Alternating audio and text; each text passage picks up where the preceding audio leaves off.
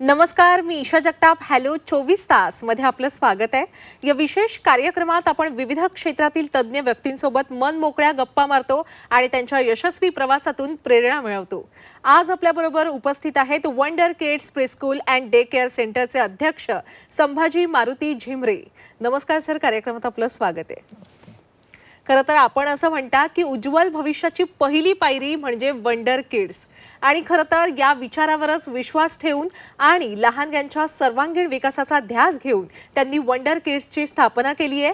2 ते 6 वर्षांच्या मुलांसाठी स्किल बेस्ड शिक्षणासोबतच भारतीय परंपरा, ज्ञान, विज्ञान आणि अध्यात्म यांचा मजबूत पाया इथे घातला जातो. यासोबतच मुलांना ऑलिम्पिक खेळांची ओळख आणि शिवकालीन युद्धकला यांचं प्रशिक्षण सुद्धा दिलं जातं, ज्यामुळे त्यांचा शारीरिक विकास योग्य पद्धतीने होतोच, शिवाय त्यांच्यात आत्मविश्वास आणि स्वसंरक्षणाची क्षमताही अधिक बळकट होते. वंडर किड्स हे केवळ प्रीस्कूल नसून एक मानवतेचं मंदिर आहे असं म्हणतात, जिथे शिक्षणासोबतच संस्कार, शिस्त आणि आत्मविश्वास यांची जडणघडण होते आणि प्रत्येक बालकाच्या उज्ज्वल भविष्याची मजबूत पायाभरणी इथे केली जाते. खरंच कसलं भारी हे प्रीस्कूल आहे. खरं तर इथे वंडर किड्सच इथून जन्माला येत असतील किंवा बाहेर पडत असतील. सर, आपल्याकडून अधिक जाणून घ्यायचं या प्रीस्कूल सेंटर विषयी. खरं तर ही शाळा सुरू करत असताना म्हणजे मी गेली 15 वर्ष शिक्षण क्षेत्रामध्ये काम करतोय. एक शिक्षक म्हणून मी काम करत असताना एक लक्षात आली गोष्ट की प्रत्येक धर्माचं एक मंदिर आहे.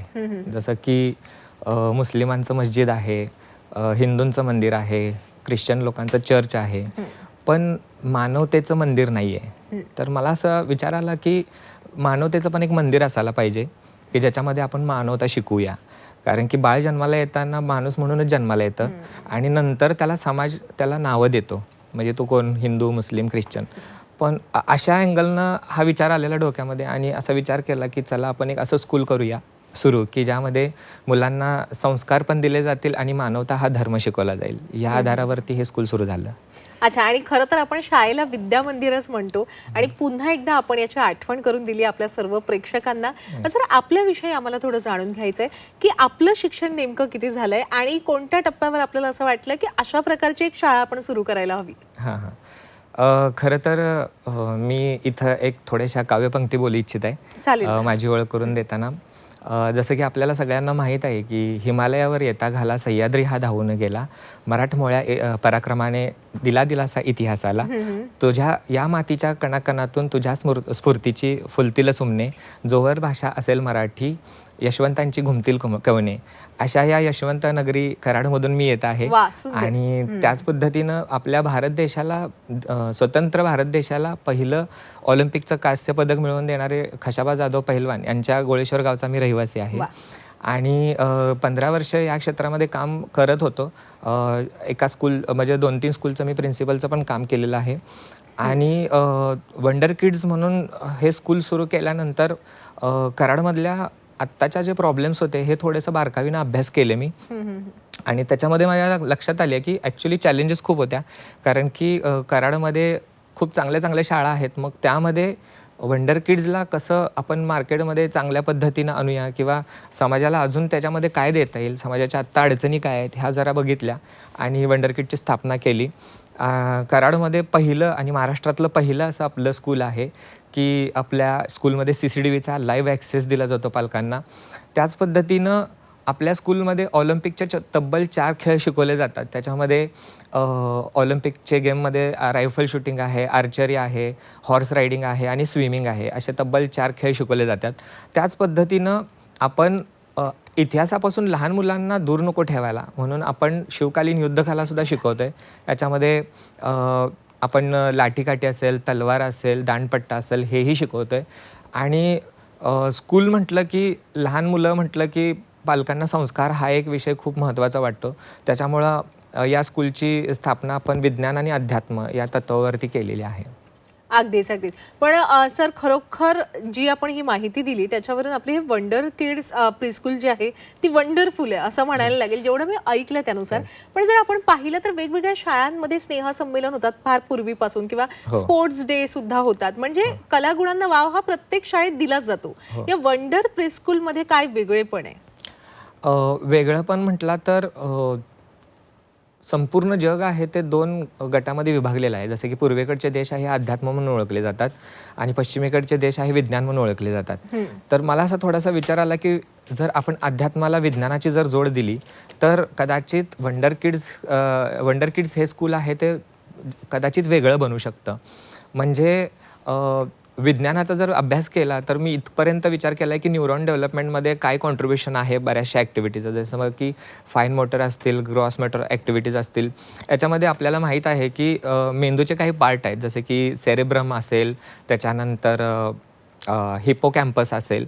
तर सेरिब्रम आणि हिप्पोकॅम्पस हे जे 2 भाग आहेत, या भागामध्ये बाळ विचार करतं किंवा शिकण्याचे प्रोसेस, लर्निंग प्रोसेस ह्या ब्रेनच्या ठिकाणी होत असते. आणि तिसरा जो पार्ट आहे जो निसर्गामध्ये उपजतच आहे ऑलरेडी, की या पार्टमध्ये भीती असेल किंवा डिफेन्स मेकॅनिझम आहे. तर आपण कोणत्या ॲक्टिव्हिटी करूया की ज्याच्यामधून बाळ लर्निंग जो ब्रेन आहे तिथं जास्त रक्तपुरवठा होईल आणि बाळ तिथं जास्त शिकेल, अशा ॲक्टिव्हिटीज आपण इथं आणलेल्या आहेत. त्या लॅब आपण एक तयार केलेल्या आहे. येस. वा वा. आणि खरं तर आपण शिवकालीन विचार इतक्या लहान मुलांच्या मनात रुजवताय, हेच खूप कौतुकास्पद आहे. शिवकालीन कला त्यांना या इतक्या लहान वयात शिकवण्यामागे प्रामुख्याने काय विचार आहे आपला? ॲक्च्युली मला सुद्धा खूप पालकांचं असं आलेलं की एवढ्या लहान वयात मुलांना तुम्ही ऑलिम्पिकच्या गेम्स असतील किंवा शिवकालीन युद्धकला हे कसे विषय हाताळताय नक्की. तर मी या विषयाकडे असं बघतो की जसं आपला सातारा जिल्हा हा सैनिकांचा जिल्हा म्हणून ओळखला जातो, तर माझा असा मानस आहे की भविष्यामध्ये सातारा जिल्हा हा ऑलिम्पिक वीरांचा सातारा जिल्हा बनेल आणि त्याची सुरुवात कदाचित वंडर किड्समधून सुरू केलेली आहे. खरं तर ऑलिम्पिक हा विषय मोठा आहे, पण मी लहान मुलांना आपण भरपूर द्यायचं आहे आणि त्याच्यातलं त्यांना कमीत कमी जितकं देता येईल तेवढं द्यायचं, असा एक विचार होता. खरं तर बऱ्याचशा पालकांचा असा क्वेश्चन होता की तुम्ही एवढ्या लहान मुलांना एवढे मोठे विषय कशा हाताळता.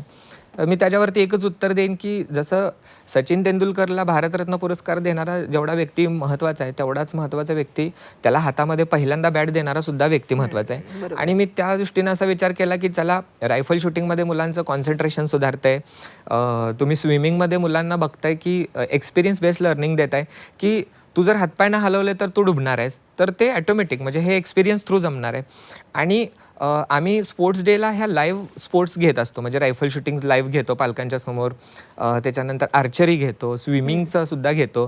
तर याच्यामधून एक स्पर्धात्मकता तयार होते आणि लहान वयातच मुलं बऱ्याचशा गोष्टी शिकत असतात, कारण की त्यांचा ब्रेन असतो ते एकदम रिकामी पाटी असते. आपण पहिले व्यक्ती असतो त्याच्यामध्ये लिहिणारे. तेव्हा बऱ्याच लोकांना असं वाटतं की एवढ्या लहान वयामध्ये शिक्षण कशासाठी.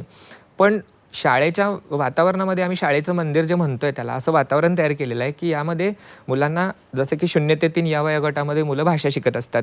तर मराठी, हिंदी, इंग्लिश आणि संस्कृत अशा 4 तब्बल भाषा आम्ही वातावरण ठेवलेलं आहे. त्याच पद्धतीनं तुम्ही बोलता एकमेकांशी या चारही भाषा? येस.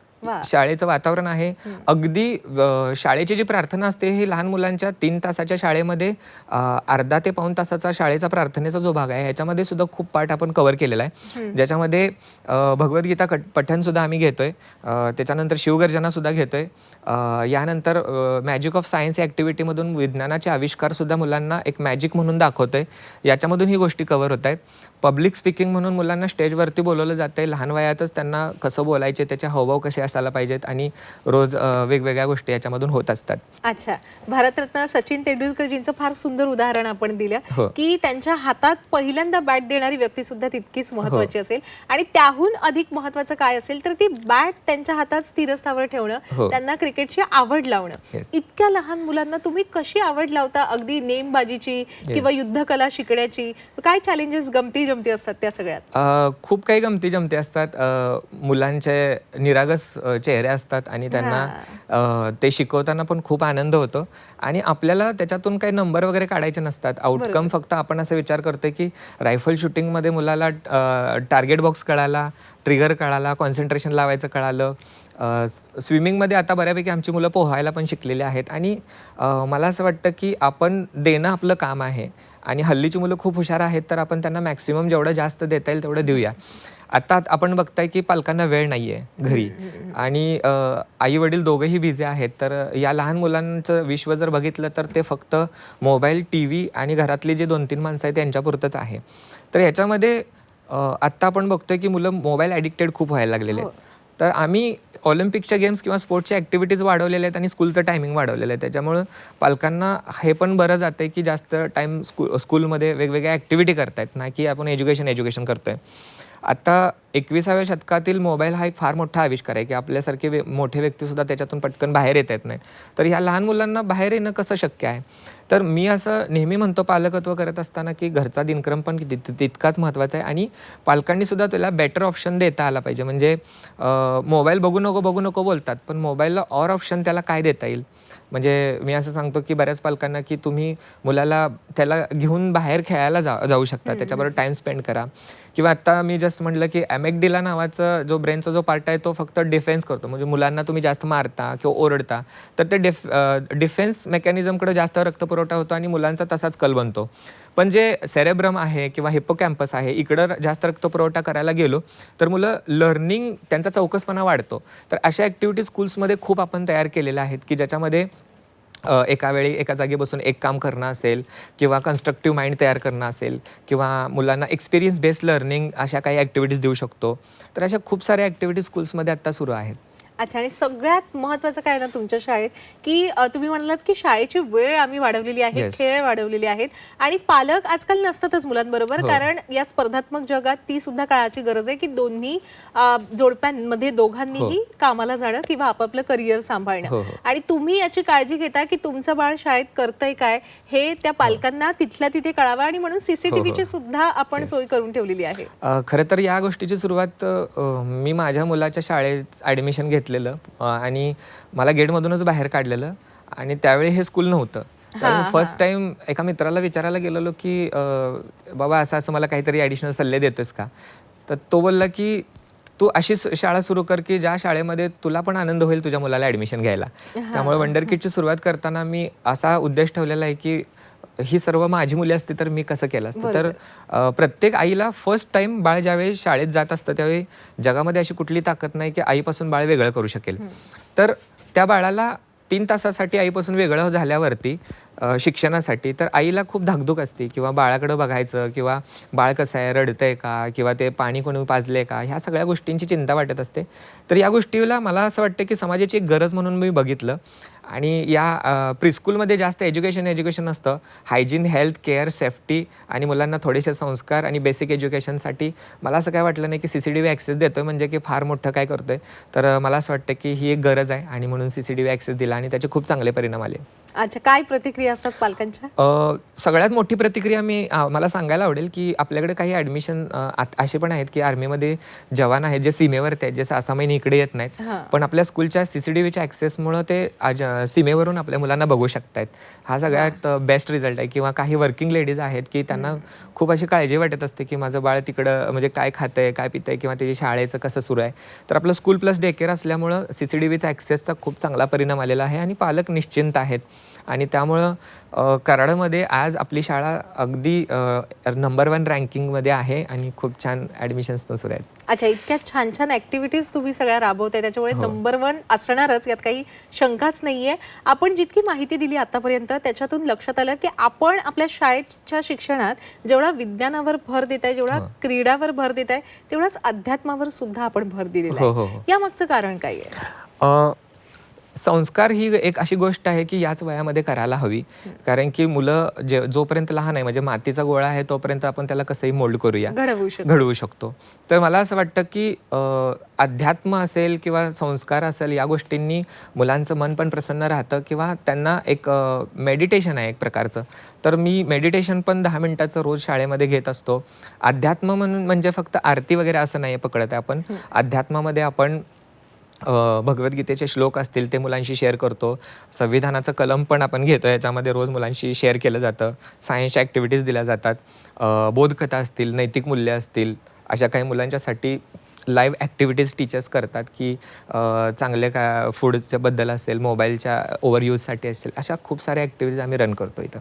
अच्छा, आणि शाळा कुठे कुठे? फक्त कराडमध्ये? आपली हे शाळेचं हे 3रं वर्ष आहे आणि सगळ्यांचा इतका सुंदर प्रतिसाद मिळालेला आहे की आपल्या 2ऱ्याच वर्षी पुणे येथे एक सुरू झालेला आहे. अच्छा. पुणे येथे चरोली म्हणून या ठिकाणी आपलं 2री ब्रँच सुरू होते आणि 3री मिरज या ठिकाणी विद्यानगरमध्ये आपली सुरू आहे. अच्छा. आणि लवकरच मुंबईत सुद्धा तुमची हो. ब्रांच सुरू व्हावी या तुम्हाला शुभेच्छा आहेतच. बरं, लोक ऍडमिशन कसे घेऊ शकतात तुमच्या शाळेमध्ये? आपल्या शाळेमध्ये सर्व स्तरातील पालक येतात, पण ज्या पालकांना शक्य नाही ॲट अ टाइम फी भरणं त्यांच्यासाठी कराडमधील एक कोयना बँक आहे, त्यांनी आम्हाला फायनान्स सपोर्ट केलेला आहे. आपल्या पालकांना ते अर्थ पुरवठा करतात आणि खूप छान पद्धतीनं तेही इझिली ॲडमिशन्स करू शकतात. अच्छा, अगदीच अगदीच. बरं, आपण म्हणालात की आपल्या शाळेमध्ये 4 भाषांचं वातावरण आपण निर्माण केलं. एक म्हणजे मराठी आपली मातृभाषा, हिंदी, इंग्रजी आणि संस्कृत. शिकवणं कोणत्या माध्यमातून जातं? शिकवणं हे जे आहे ते आता मुलं आपली सगळी मराठी बॅकग्राऊंडमधील असतात, त्यामुळे मराठी तर घरात होतच असते. थोडंसं मुलांना इंग्लिशची थोडीशी सवय असावी म्हणून इंग्लिश हे माध्यम वापरलं जातं.